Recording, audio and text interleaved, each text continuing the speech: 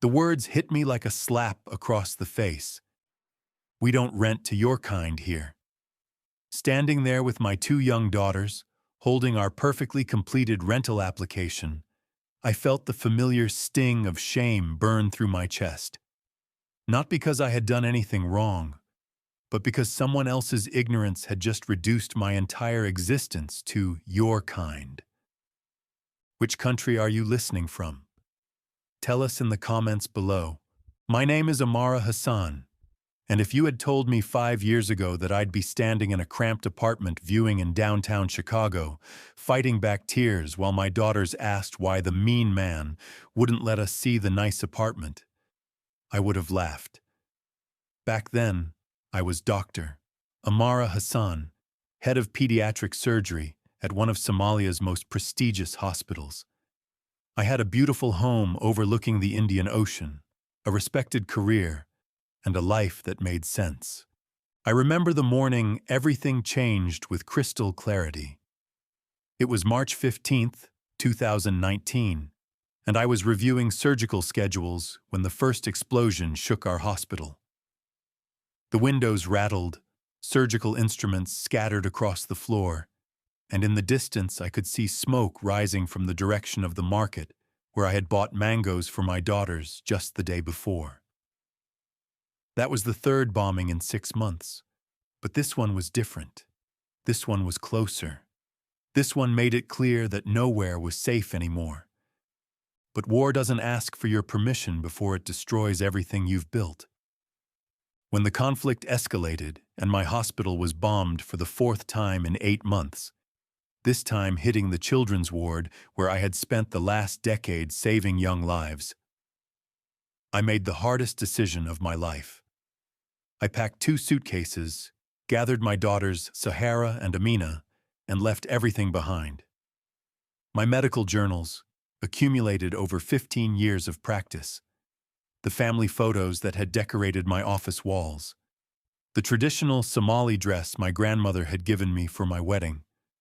All of it stayed behind, along with the life I had built. America was supposed to be our fresh start, our chance to rebuild. The land of opportunity, they called it. The place where hard work and determination could overcome any obstacle. I had seen American movies, read American medical journals, dreamed of working alongside American doctors who had trained at Johns Hopkins and Harvard. I imagined my daughters growing up with unlimited possibilities, their intelligence and curiosity valued regardless of their background. I had been naive enough to believe that my medical degree, translated and verified through months of bureaucratic processes, would open doors. I thought my 15 years of surgical experience would speak louder than my accent. I believed that my daughters' bright smiles and straight-A report cards would be enough to secure us a decent place to live. I thought America would see us for who we were, hard-working people seeking safety and the chance to contribute to society. Those first 18 months in America taught me differently. We were staying in a cramped studio apartment in a building where the heat barely worked, and the walls were so thin we could hear every argument, every crying baby, every late-night television. The building smelled perpetually of cooking oil and mildew, and the single window in our unit looked out onto a brick wall 2 feet away. But it was what we could afford on my salary as a medical assistant. The only job I could get while I worked through the exhausting process of getting my medical license recognized in Illinois. The credential recognition process was a nightmare of paperwork, fees, and bureaucracy. I had to have my Somali medical degree evaluated by multiple agencies, each charging hundreds of dollars for the privilege of telling me that my education was equivalent, but not identical, to American standards. I had to take exams testing knowledge I had been using professionally for 15 years. I had to complete additional clinical rotations, working for free in hospitals while supporting my family on a medical assistant's wages. Every morning, I would wake up at 5 a.m., help my daughters get ready for school, take 2 buses to get to the clinic where I worked, spend 8 hours doing tasks that I could have performed with my eyes closed 15 years ago, then come home to help with homework and search for apartments online. The routine was mind-numbing, but it was progress. Slow, painful progress toward the life I was determined to rebuild for my family. My daughters, 8 and 10 years old, had adapted to our new reality with the resilience that only children possess. They learned English faster than I did, made friends at school, and rarely complained about our cramped living situation. Sahara, my youngest, would practice her English by reading signs aloud whenever we rode the bus. Grocery store, Mama. That means food shopping place. Amina, my 10-year-old, became my translator during parent-teacher conferences, her small voice serious as she helped bridge the language gap between me and her teachers. But I could see it in their eyes sometimes.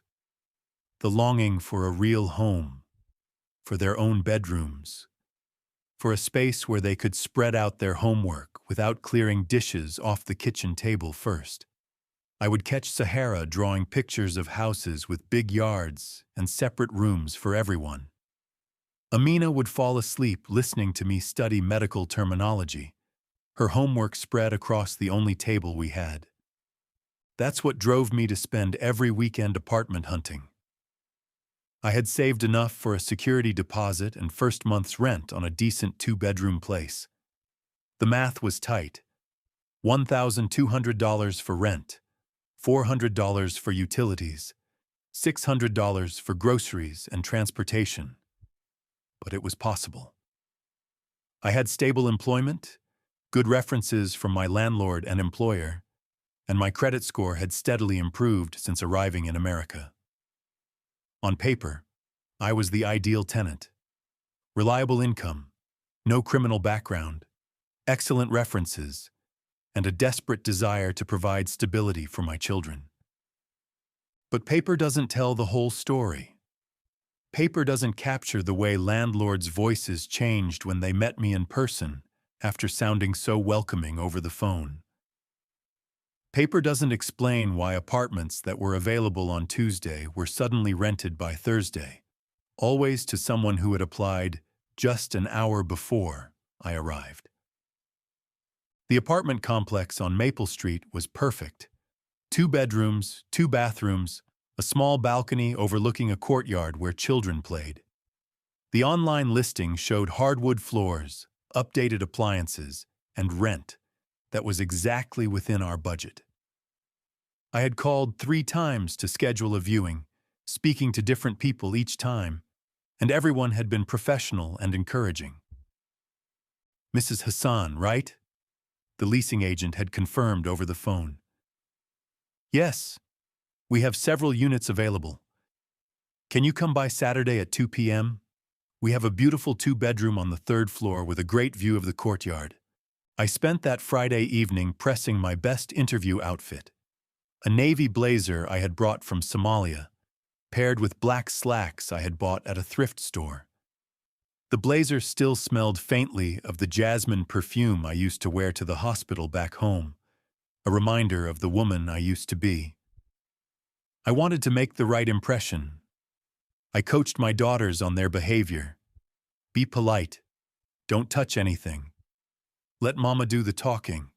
Smile, but don't be too loud. Why do we have to practice being quiet, Mama? Sahara asked, her 8-year-old mind struggling to understand why our normal behavior might not be acceptable. Because some people need time to see how wonderful we are, I told her, braiding her hair with the kind of care I had once reserved for preparing for surgery. And we want to make sure they have that chance. When we arrived at the leasing office, I felt hopeful. The building was well maintained, the landscaping was neat, and through the lobby windows, I could see children playing safely in the courtyard. A playground with actual grass, swing sets that weren't broken, mothers sitting on benches chatting while their children played. This could be home. This could be the place where my daughters would have normal childhoods, where they would make friends and memories that had nothing to do with war or displacement or starting over. The receptionist looked up when we entered. Her smile faltered for just a moment when she saw us, but she recovered quickly. "Can I help you?" "I'm Amara Hassan. I have an appointment at 2 p.m. to view apartments." She glanced at her computer screen, then back at me. "Hassan?" She repeated slowly, as if the name was difficult to pronounce, though it had only 2 syllables and followed basic English phonetic rules. "Oh, right. Let me get Mr. Rodriguez for you." We waited on a small couch in the lobby for 15 minutes. My daughters sat quietly, occasionally whispering to each other in Somali. Sahara pointed to the fish tank in the corner and whispered that she hoped our new home would have space for a pet. Amina studied the brochures on the coffee table, practicing her reading with the apartment amenities listings. I checked my watch repeatedly, wondering if there had been some mistake, fighting the familiar anxiety that rose in my chest whenever appointments ran long.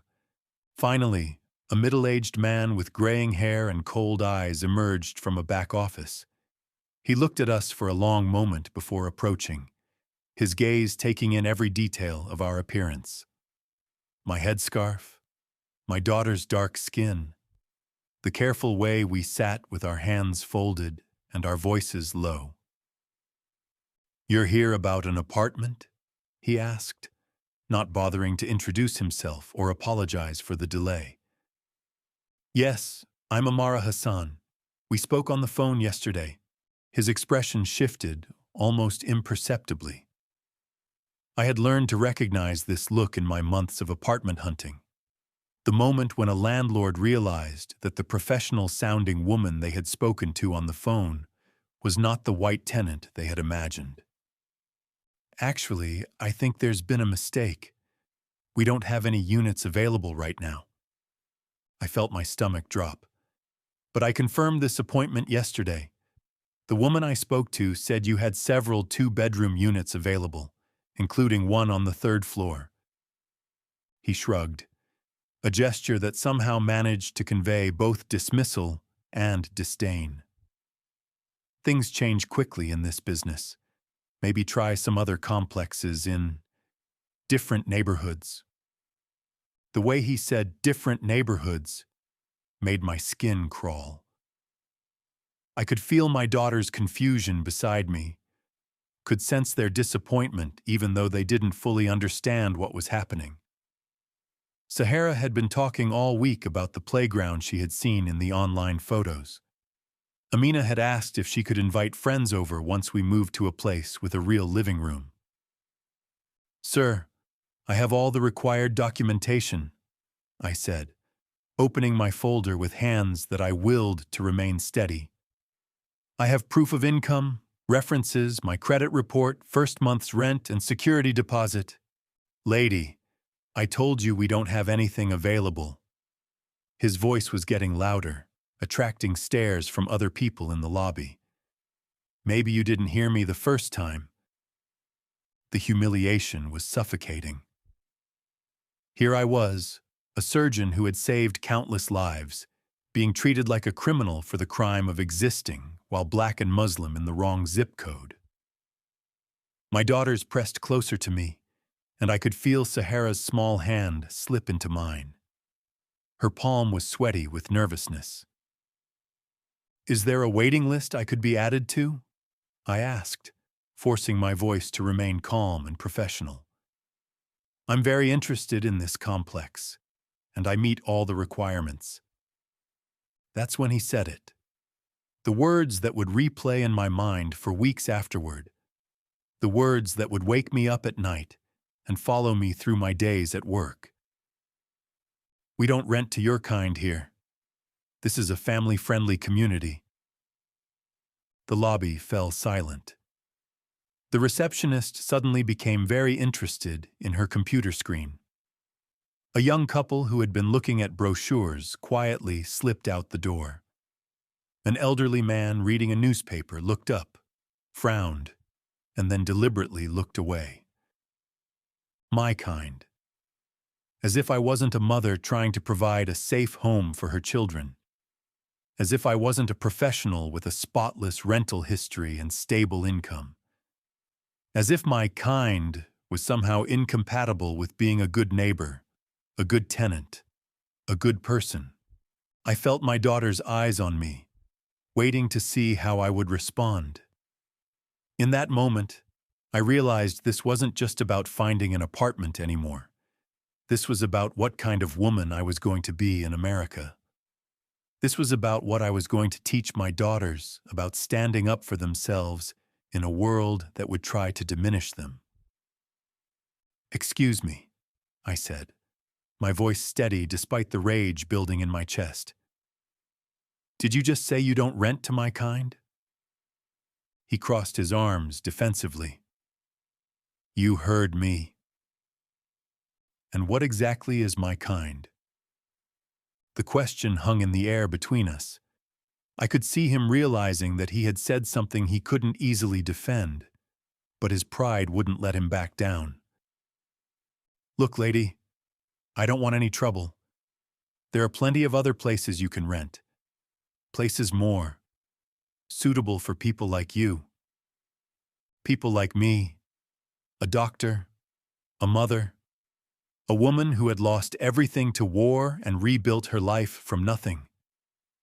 A person who worked 16-hour days to provide for her family, who never missed a rent payment, who kept her current apartment spotless despite its many flaws."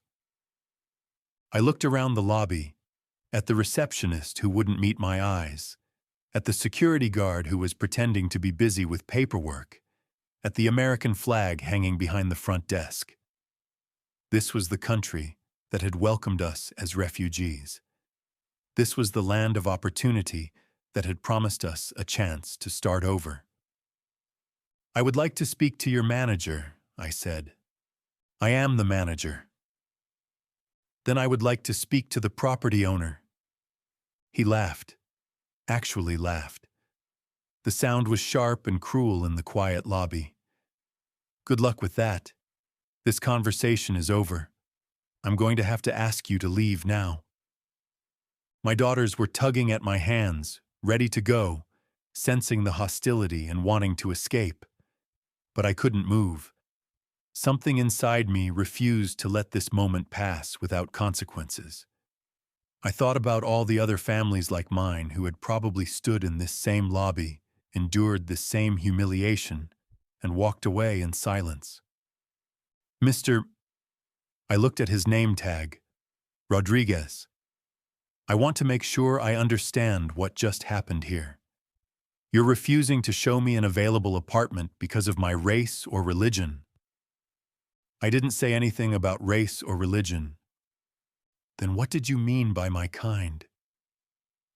The question hung in the air like smoke. He looked uncomfortable for the first time since we'd arrived, glancing around the lobby as if suddenly aware that other people were listening. "Look, this is a private business. We can rent to whoever we want." "Actually," I said, pulling out my phone, "that's not true. The Fair Housing Act prohibits discrimination in housing based on race, religion, national origin, or family status. What you just did is illegal." His face reddened. "Are you threatening me?" "I'm informing you of the law. Get out of my building. Now before I call security." I looked down at my daughters, who were watching this exchange with wide eyes. Sahara was only 8, but I could see her absorbing every word, every gesture, every moment of this confrontation. What was I teaching her? That we should accept injustice quietly? That we should shrink away when faced with hatred? Or that we should stand tall, speak truth, and demand the dignity we deserved? I squeezed both their hands and made my choice. "Come on, girls," I said, my voice carrying across the silent lobby. "Let's go home." As we walked toward the door, I turned back to Rodriguez one last time. "Mr. Rodriguez, you will be hearing from me again. That night, after my daughters were asleep, I sat at our small kitchen table with my laptop and a cup of tea that had long gone cold. The encounter at the apartment complex played on repeat in my mind. The way Rodriguez had looked at us, the tone in his voice when he said, "You're kind," the absolute certainty in his demeanor that he could treat us that way and face no consequences. I thought about all the other apartments we had been just missed for, all the phone calls that had gone unreturned after in-person meetings, all the times I had been told that the perfect apartment had been rented to someone else just hours before our scheduled viewing. How many of those had been lies? How many opportunities had been stolen from my daughters because of someone else's prejudice? The apartment on Elm Street, where the landlord had asked me 3 times if I was really a medical professional. The townhouse where I was told the rent had suddenly increased by $300 per month when I arrived for the viewing. The duplex where the owner claimed the application process had changed and now required a co-signer with American citizenship. I opened my laptop and began to type. The first email went to the Department of Housing and Urban Development. I detailed exactly what had happened, included the date and time, Rodriguez's full name from his business card, and requested information about filing a formal complaint. I described not just the blatant discrimination, but the pattern of behavior I had experienced across multiple properties. I attached photos of the property listing, screenshots of our phone conversations, confirmation texts, and copies of my financial documentation. The second email went to the Chicago Fair Housing Alliance, a nonprofit I had found through a Google search. Their website featured testimonials from other families who had faced similar discrimination, and their mission statement promised equal housing opportunities for all residents of Chicago, regardless of race, religion, national origin, or immigration status. The third went to a local civil rights attorney, whose name I had seen in a newspaper article about housing discrimination. The article had mentioned a successful lawsuit against a property management company that had systematically excluded Black and Latino families from certain neighborhoods. But that was just the beginning. Over the next several weeks, I documented everything. I created a spreadsheet tracking every apartment viewing we had attended, every phone call made, every application submitted. I noted which landlords had been professional and which had made strange excuses. I recorded the racial demographics of the neighborhoods where we were encouraged to look versus the ones where we were told nothing was available. The pattern was undeniable. In predominantly white neighborhoods with good schools and low crime rates, apartments were mysteriously unavailable or suddenly required additional qualifications. In areas with large immigrant populations, landlords were welcoming, but the properties were often substandard or overpriced. Meanwhile, I continued working at the clinic, continued studying for my medical license exams, continued being the best mother I could be to my daughters. But something had changed inside me. The quiet acceptance I had maintained for months. The belief that keeping my head down and working hard would eventually lead to acceptance had cracked. I started talking to other immigrant families at my daughter's school. During pickup conversations and playground chats, I began asking careful questions about their housing experiences. What I discovered was heartbreaking but not surprising. Nearly every family had similar stories. Fatima, whose husband was an engineer, had been searching for an apartment for 8 months. "They love us on the phone," she told me, bouncing her toddler on her hip while we waited for the older children. "But when we show up, suddenly there are problems. The credit requirements have changed. They need additional references. The deposit is higher than advertised." Ahmed, a teacher who had fled Syria, described being shown apartments in buildings with broken elevators and non-functioning heat. despite being told over the phone about luxury amenities. When he asked to see different units, he was told that those were the only ones available to families in his situation. Maria, whose children played with my daughters at the school playground, had been living in a basement apartment with no windows for 2 years, because every time she tried to move to a better place, there were obstacles. They want 3 months' rent up front, or they want a co-signer, or they suddenly remember that the apartment is being renovated, she said, frustration evident in her voice. We weren't alone in this struggle, but we had all been suffering in silence. That's when I decided that silence was no longer an option. I reached out to Fatima, asking if she would be willing to meet and discuss our experiences more formally. I contacted Ibrahim, a refugee from Syria who worked as an engineer, but was living in substandard housing because better landlords kept finding excuses to reject his applications. I spoke with Maria about organizing other parents who had faced similar challenges. One by one, I connected with other families who had experienced similar discrimination. We started meeting informally at first, at coffee shops, in each other's cramped apartments, at the mosque after Friday prayers. We shared our stories, documented our experiences, and realized that what was happening to us was not isolated incidents of individual bias, but a systematic pattern of discrimination. The attorney I had contacted, Sarah Chen, agreed to meet with our group pro bono. She was a second-generation immigrant herself, the daughter of Chinese refugees who had faced their own housing discrimination decades earlier. When we sat in her office, 12 families crowded into a conference room meant for 6, and told our stories, I saw something shift in her expression. This isn't just housing discrimination, she said after we had finished listening to nearly 3 hours of testimony. This is organized exclusion, and it's absolutely illegal. She explained our options. We could file individual complaints with HUD, which would be investigated separately and might result in small settlements years down the road. The process would be lengthy, expensive, and uncertain. Most individual complaints resulted in minimal compensation and no systemic change. Or we could work together to document the pattern of discrimination and file a class action lawsuit that would not only seek compensation for the families affected, but would force systemic changes in how housing was advertised and rented in our city. The choice was easy, but as we began working with Sarah to build our case, the retaliation started.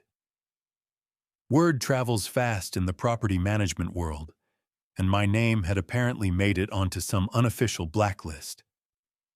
Apartments that had been available when I called in the morning were suddenly rented by the time I arrived for afternoon viewings. Property managers who had initially seemed friendly over the phone became hostile the moment they saw me in person. One particularly cruel incident occurred at a townhouse complex in a neighborhood with good schools. I had made an appointment, driven 40 minutes across the city with my daughters, and arrived to find the leasing agent sitting in her car in the parking lot talking on her phone. She saw us pull up and immediately drove away. When I called her number, she answered and claimed there had been an emergency and that we should reschedule. When I called back the next day, I was told the unit had been rented. Another time, I arrived for a scheduled viewing to find a handwritten sign on the door. No longer accepting applications. The sign was gone when I drove by the next day, and when I called from a friend's phone using a different name, I was told that they were indeed still showing apartments. The psychological toll was exhausting. Every rejection felt personal, even when I knew intellectually that the problem was not with me or my qualifications. I started second-guessing everything. My appearance, my accent, my children's behavior, even my right to be in this country at all. My daughters began to notice the change in me. They stopped asking when we would move to a real apartment. They stopped expressing excitement about potential new homes. 8-year-old Sahara started having nightmares about being kicked out of places. 10-year-old Amina became protective in a way that broke my heart, insisting that our current apartment was perfect and that we didn't need anything bigger. "Mama, why do people say mean things to us?" Sahara asked one evening as I was helping her with homework. I set down my pen and looked at my daughter, this beautiful, intelligent child who was being forced to confront hatred before she had even learned to ride a bicycle without training wheels. "Some people are afraid of things they don't understand," I told her. "And instead of trying to learn, they choose to be mean." "But we're not scary," she said, confused. "No, baby, we're not scary at all." But then something unexpected happened that changed everything. 3 months into our legal battle, I received a phone call that would alter the course of our entire case. It was a Tuesday evening, and I was helping Amina with her math homework when my phone rang. The caller ID showed an unknown local number. "Mrs. Hassan, this is Detective Michelle Roberts with the Chicago Police Department, Financial Crimes Unit. I understand you filed housing discrimination complaints with several agencies." My heart stopped. Was I in trouble? Had I done something wrong by documenting our experiences and organizing other families? "Yes," I said carefully. "Is there a problem?" "Actually, Mrs. Hassan, you may have helped us solve a very big problem. Would it be possible for you to come to the station tomorrow? There's something I need to show you." I spent that night lying awake, wondering what I had gotten myself into. Had I accidentally broken some law? Were there consequences to organizing other families? In Somalia, questioning authority could lead to serious trouble. Was America different? Or was I about to learn that challenging the system came with its own dangers? The next day, I sat in a sterile conference room at the police station, staring at photographs and documents spread across a long table. Detective Roberts, a woman in her 40s with graying hair and tired eyes, walked me through what appeared to be evidence from a major investigation. "Mrs. Hassan, we've been investigating a housing fraud and money laundering operation for the past 2 years. The Rodriguez Property Management Company you encountered is right at the center of it." She showed me bank records, wire transfers, and property documents that painted a picture I never could have imagined. Rodriguez wasn't just a racist landlord. He was part of an elaborate scheme that used housing discrimination as a cover for financial crimes. "Here's how it worked," Detective Roberts explained, pointing to a complex chart showing money flows between different companies. They would artificially restrict rental availability to certain ethnic and racial groups, creating artificial scarcity in their properties. This allowed them to charge above-market rents to desperate tenants who had fewer options. Meanwhile, they were taking cash payments, underreporting rental income, and using the properties to launder money from other illegal activities. The discrimination wasn't just about hatred, it was about profit. By systematically excluding qualified tenants from certain backgrounds, they could control their rental market and engage in financial fraud more easily.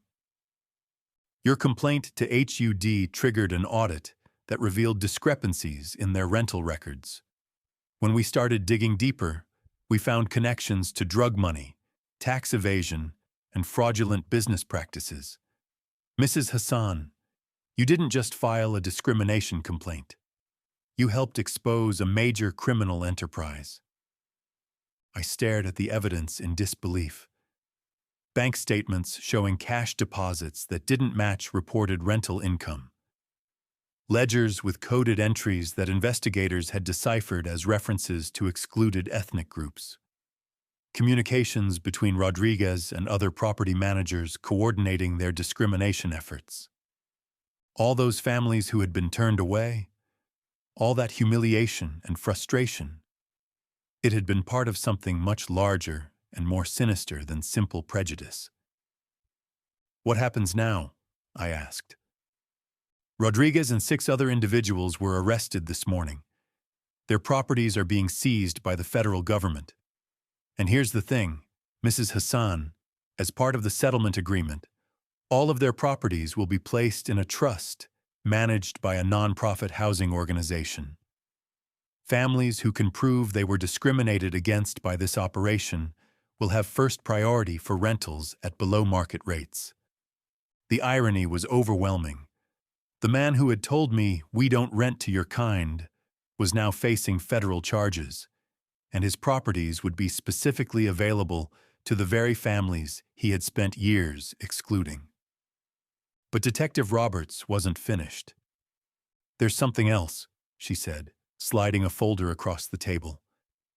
"When we searched Rodriguez's office, we found this. Inside the folder was a file with my name on it. My photograph, printed from what appeared to be security camera footage from the apartment complex.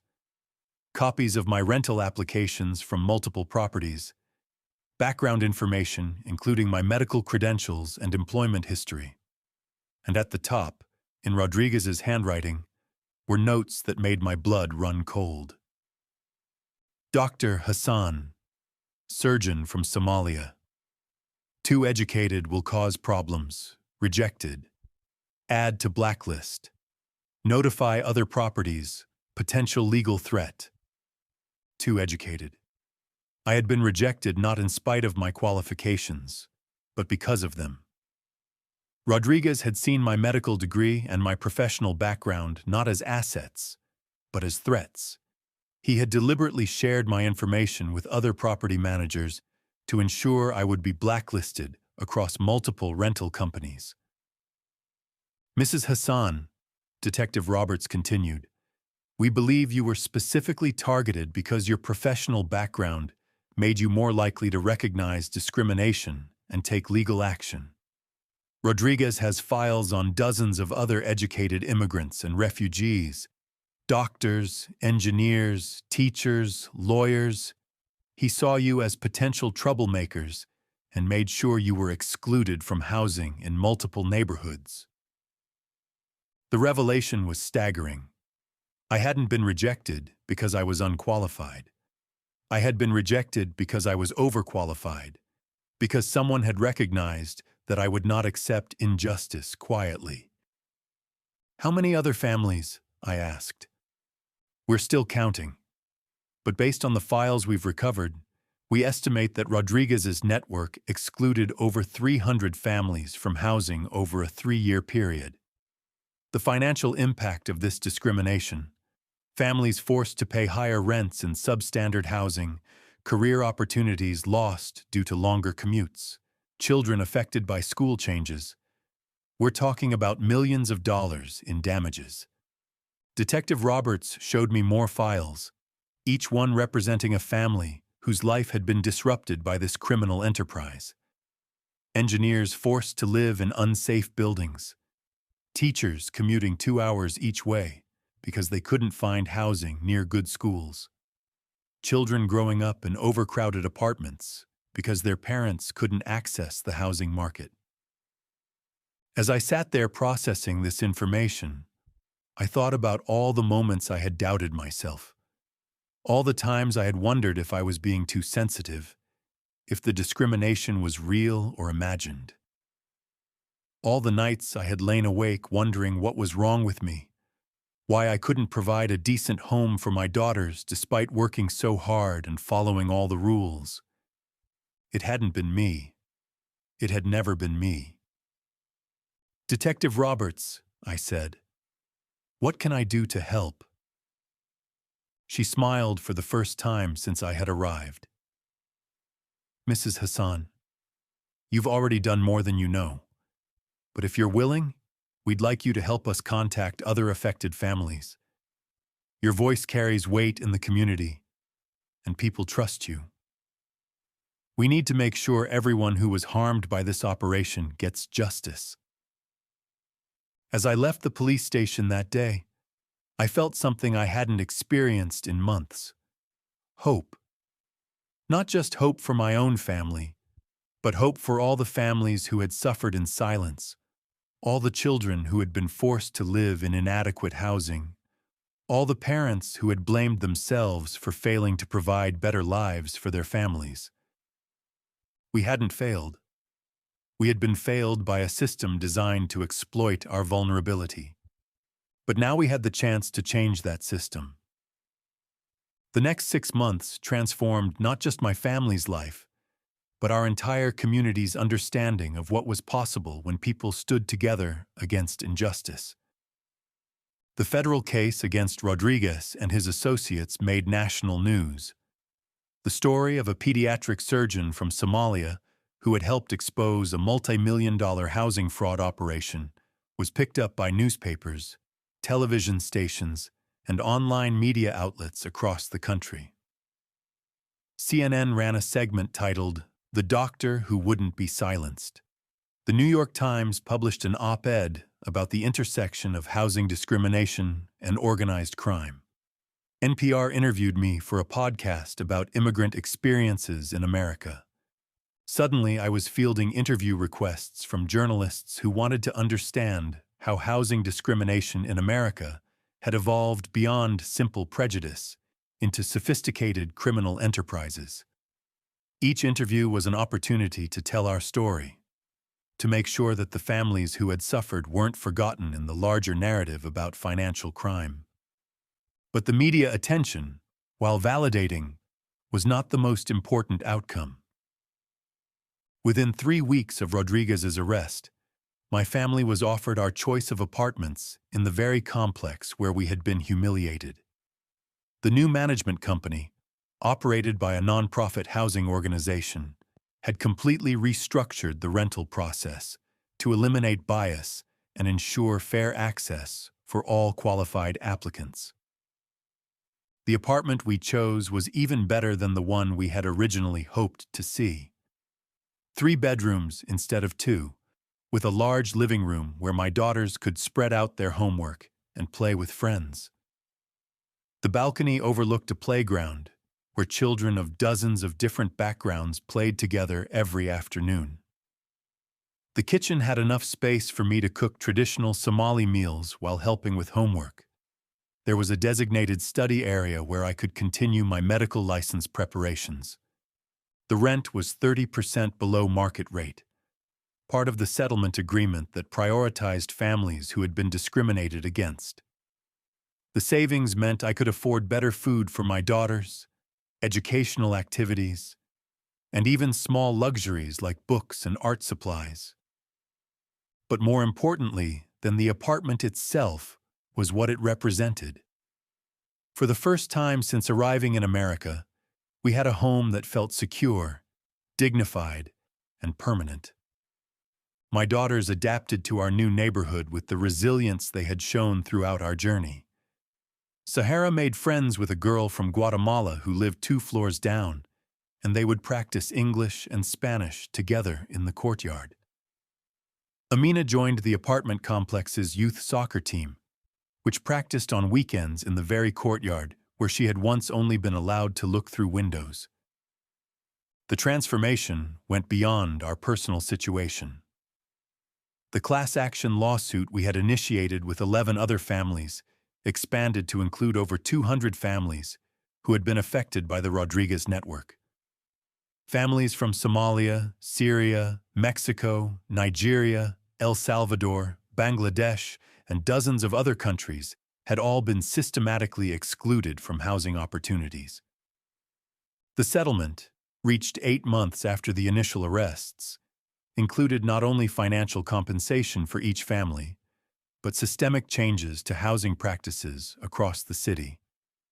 Each affected family received between $15,000 and $50,000 in damages, depending on how long they had been impacted by the discrimination. But more importantly, the settlement established new oversight mechanisms to prevent future discrimination.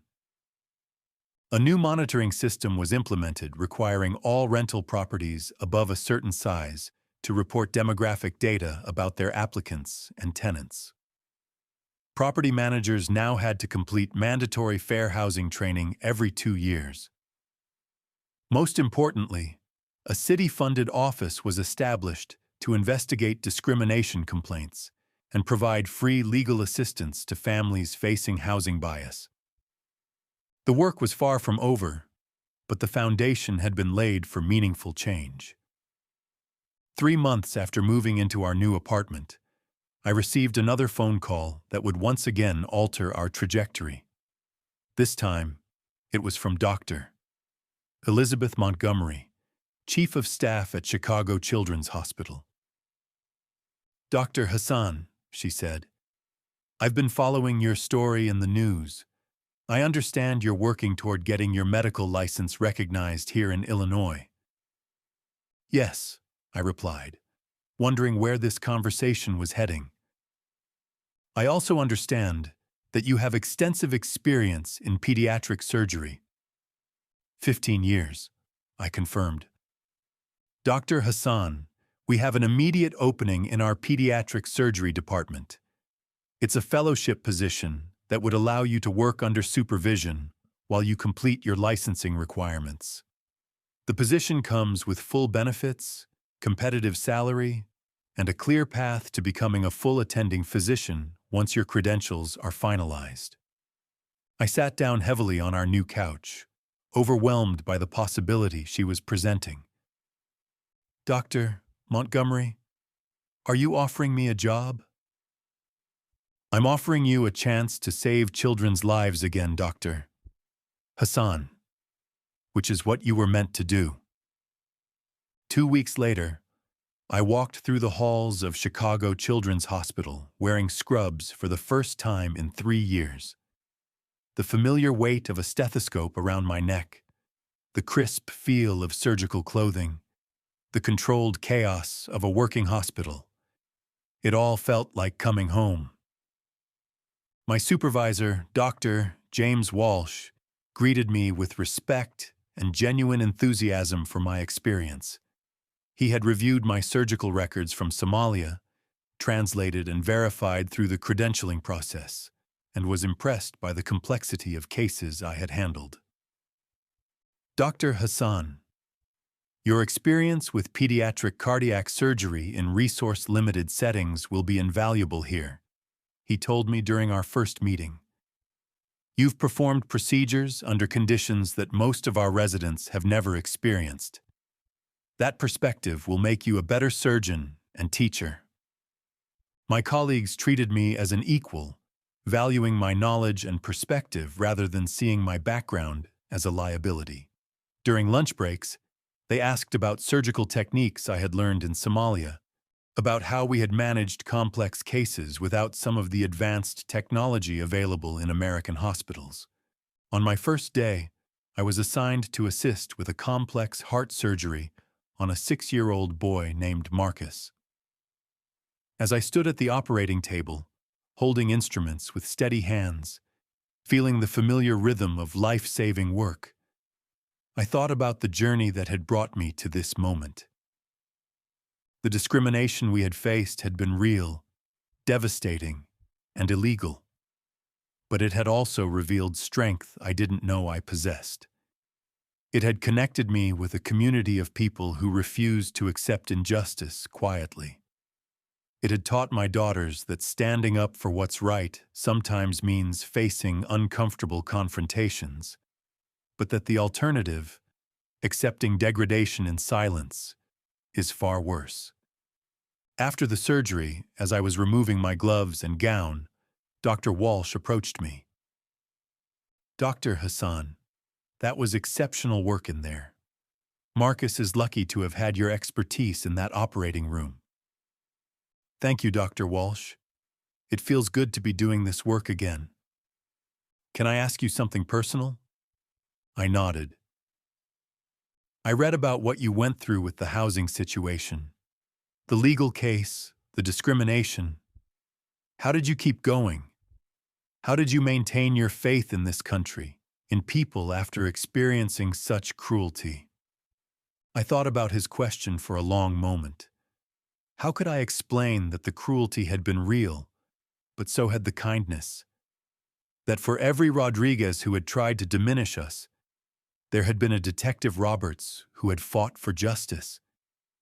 That for every landlord who had rejected us, there had been a doctor, Montgomery, who had recognized our value? Dr. Walsh, I said finally, I learned that America isn't defined by its worst people. It's defined by what happens when its best people decide to act.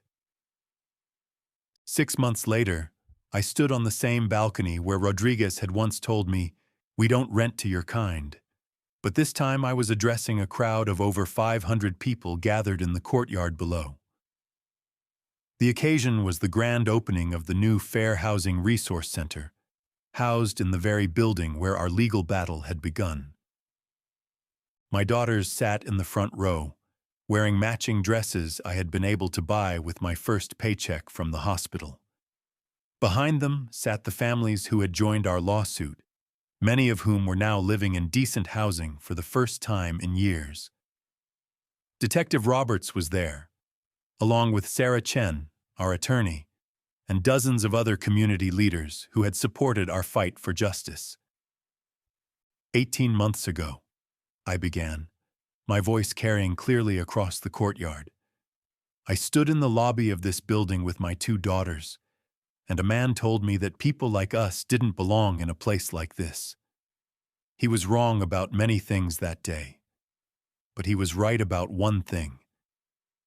People like us don't belong in places like this. I paused as murmurs rippled through the crowd, allowing the apparent contradiction to settle before continuing. People like us don't belong in places where discrimination is tolerated. We don't belong in systems that profit from our exclusion. We don't belong in communities that see our differences as threats rather than gifts. The crowd was silent now, listening intently.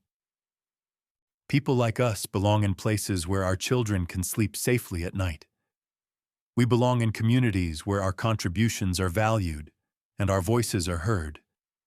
We belong in a country that lives up to its promise that hard work and determination can overcome any obstacle. I looked down at my daughters, who were beaming up at me with pride. Sahara gave me a thumbs up, a gesture she had learned from her new American friends. Amina sat up straighter, her face serious with the weight of the moment. The man who discriminated against us thought he knew what kind of people we were. He saw our skin color, heard our accents, read our foreign names, and decided we were unworthy of basic dignity. He was wrong about who we are, but more importantly, he was wrong about who America is. I gestured to the diverse crowd gathered in the courtyard. Families from Somalia, Syria, Guatemala, El Salvador, Vietnam, Nigeria, and dozens of other countries, alongside their American-born neighbors who had joined our fight for justice. This is America, not the hatred and fear that tried to keep us out, but the courage and compassion that ultimately welcomed us in. Not the systems designed to exclude us, but the people who worked to change those systems. As I concluded my speech, I thought about the phrase that had started this journey. Your kind. Rodriguez had used those words to diminish us, to other us, to justify his cruelty. But standing there, looking out at the faces of people who had refused to accept injustice quietly, I understood that he had accidentally spoken a truth. We were a kind of people. We were the kind who worked 3 jobs to provide for our families. We were the kind who studied for medical exams while living in substandard housing. We were the kind who stood up when others tried to push us down. We were the kind who turned our pain into purpose and our struggles into strength. We were the kind who made America better by refusing to accept America at its worst. Today, my daughters live in a home where they feel safe and valued. I work in a hospital where my expertise is respected and my contributions matter. Our community has resources to fight discrimination and support families facing housing challenges. But perhaps most importantly, my daughters have learned that when faced with injustice, we have a choice. We can accept it quietly and hope it goes away, or we can stand up, speak out, and work to change the systems that allow such injustice to exist. They have learned that your kind is not an insult when your kind is brave, determined, and committed to justice. They have learned that America is not perfect, but it is perfectible, and that perfecting it is the responsibility of all of us who call it home. Rodriguez was sentenced to 8 years in federal prison. His properties now provide affordable housing to over 150 families. The city's new Fair Housing Office has investigated over 400 discrimination complaints and secured settlements for dozens of affected families. Change is possible. Justice is achievable. But only when we refuse to accept anything less. They judged us by our skin, our accents, our foreign names.